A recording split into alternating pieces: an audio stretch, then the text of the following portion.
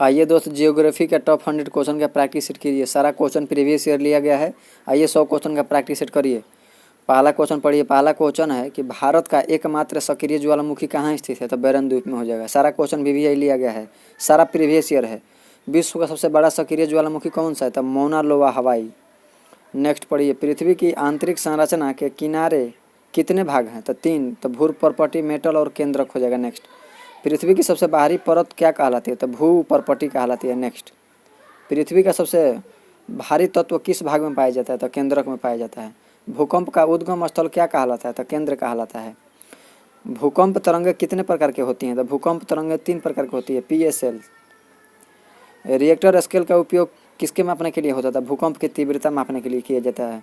विश्व में सबसे अधिक भूकंप किस क्षेत्र में आते हैं? तो प्रशांत अग्नि वलय में होता है। भारत में सर्वाधिक भूकंप संभावित क्षेत्र कौन सा है? तो हिमालय क्षेत्र में आता है। पवनों के कारण बनने वाले मरुस्थल स्थल रूप क्या कहलाते हैं? तो अपक्षय मरुस्थल कहलाते हैं। नेक्स्ट। रेगिस्तान में पाए जाने वाले बालू के टीले क्या कहलाते हैं? तो बरखान कहलाते हैं। नदी द्वारा बनाए गए V आकार की घाटी को क्या कहते हैं? तो युवावस्था घाटी कहते हैं।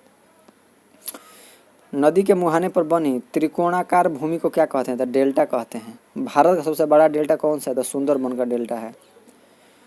समुद्र द्वारा निर्मित गुफाओं को क्या कहते हैं? तो समुद्री गुफा कहते हैं। विश्व की सबसे बड़ी प्रवाल भित्ति कौन सी है? तो ग्रेट बैरियर रीफ। नेक्स्ट। प्रवाल भित्ति किस समुद्र में पाई जाती है? तो उष्णकटिबंधीय समुद्र। भारत में प्रवाल भित्तियाँ कहाँ पाई जाती है? तो लक्षद्वीप में। मानसून शब्द की उत्पत्ति किस भाषा से हुई है? तो ये अरबी भाषा से हुई है। भारत में दक्षिण पश्चिम मानसून कब आता है? तो जून में आता है। तो भारत में शीतकालीन वर्षा किस पवन से होती है? तो पश्चिमी विक्षोभ। एल नीनो महासागर से संबंधित है, प्रशांत महासागर। ला नीना प्रभाव भारत के कैसा होता है? तो अधिक वर्षा। ग्रीन हाउस प्रभाव का मुख्य कारण क्या है? तो कार्बन डाइऑक्साइड। चलिए नेक्स्ट। अगला क्वेश्चन पढ़िए। अगला क्वेश्चन है, ओजोन परत पृथ्वी के किस मंडल में पाई जाती है? तो समताप मंडल। पृथ्वी के चारों ओर गैस का आवरण को क्या कहते हैं? तो वायुमंडल कहते हैं। नेक्स्ट। वायुमंडल की सबसे निचली परत को कौन सी है? तो सौरमंडल है। वायुमंडल की सबसे ऊपरी परत कौन सी है? तो बहिर्मंडल हो जाएगा। वायुमंडल में सबसे अधिक पाई जाने वाली गैस कौन सी है? तो नाइट्रोजन है।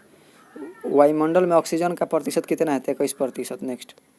सूर्य का हानिकारक पराबैंगनी किरणों से बचाता है कौन? तो ओजोन परत। ग्रीन हाउस गैस में सबसे अधिक योगदान कौन देता है? तो कार्बन डाइऑक्साइड। अम्ल वर्षा का मुख्य कारण कौन सी गैस है? तो SO2 और NO2। पृथ्वी का औसतन तापमान कितना होता है? तो लगभग 15 डिग्री सेल्सियस। समुद्र तल से ऊंचाई बढ़ने पर तापमान में क्या परिवर्तन होता है? तापमान घटता है। तापमान घटने की दर को क्या कहलाते हैं? सामान्य ताप ह्रास दर। पवन किस कारण चलती है? तो दाब अंतर के कारण। अस्थायी पवनें किसे कहते हैं? तो जो वर्ष भर एक ही दिशा में चले।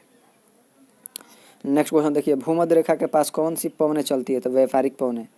पश्चिम से पूर्व चलने वाली पवनें कौन सी है? तो पछुआ पवनें। उष्णकटिबंधीय चक्रवातों को भारत में क्या कहा जाता है? तो चक्रवात। टोर्नेडो किस देश में अधिक आते हैं? तो अमेरिका में। मानसून पवनें किस प्रकार की होती हैं? तो मौसमी पवनें। समुद्र पवनें दिन में क्यों चलती हैं? तो स्थल जल्दी गर्म होने के कारण। नेक्स्ट। स्थलीय पवनों रात में क्यों चलती है? तो स्थल जल्दी ठंड होने के कारण। आर्द्रता मापने के यंत्र को कहा जाता है? हाइग्रोमीटर। वर्षा मापने के यंत्र को कहा जाता है? तो वर्षा मापी। औसत का अध्ययन क्या कहलाता था? मौसम विज्ञान। मौसम का अध्ययन मौसम विज्ञान। जलवायु का अध्ययन क्या कहलाता है? जलवायु विज्ञान। नेक्स्ट। अगला क्वेश्चन है, पृथ्वी पर कुल कितने जलमंडल हैं? तो 1 है। पृथ्वी के कुल जल का कितना प्रतिशत भाग खारा है? तो लगभग 97%। मीठा जल पृथ्वी के कुल जल का कितना प्रतिशत है? लगभग 3% है। नेक्स्ट। विश्व का सबसे बड़ा मीठे पानी का स्रोत क्या है? तो हिमनद ग्लेशियर। पृथ्वी पर सबसे अधिक जल किस रूप में पाया जाता है? तो हो जाएगा महासागरों में। महासागरीय जल का औसत लवणता प्रतिशत क्या है? तो 3.5%। विश्व में सबसे अधिक लवणता वाला समुद्र कौन सा है? तो मृत सागर। ज्वार भाटा किसके कारण आता है? तो चंद्रमा और सूर्य के गुरुत्वाकर्षण से। सबसे अधिक ज्वार भाटा कहाँ आता है? तो फंडी की खाड़ी कनाडा में। ज्वार भाटा से उत्पन्न ऊर्जा को क्या कहते हैं? तो हो जाएगा ज्वारीय ऊर्जा। समुद्र की गहराई मापने की इकाई तो फैदम होता है। समुद्र में तापमान किन कारण से घटता है? तो गहराई बढ़ाने से। नेक्स्ट। महासागरीय धाराएं किस कारण बनती है? तो ताप, लवणता व पवन। गल्फ स्ट्रीम किस महासागर की धारा है? तो अंटार्कटिक महासागर। कुरोशिया धारा किस महासागर में पाई जाती है? तो प्रशांत महासागर में। एल नीनो प्रभाव विश्व का क्या? तो जलवायु असंतुलन। ला नीला के दौरान भारत में वर्षा होती है? तो अधिक। समुद्री तल पर पाए जाने वाले पर्वत को क्या कहते हैं? तो समुद्री पर्वत। महासागर के सबसे गहरे भाग को क्या कहते हैं? तो गर्त। विश्व का सबसे गहरा गर्त कौन सा है? तो मारियाना गर्त। समुद्र के अंदर बनी पठार संरचना को क्या कहते हैं? तो समुद्री पठार। महाद्वीपीय शेल्फ क्या है?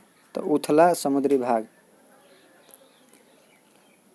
महाद्वीप शेल्फ की चौड़ाई कहाँ अधिक होती है? तो पूर्वी तट पर।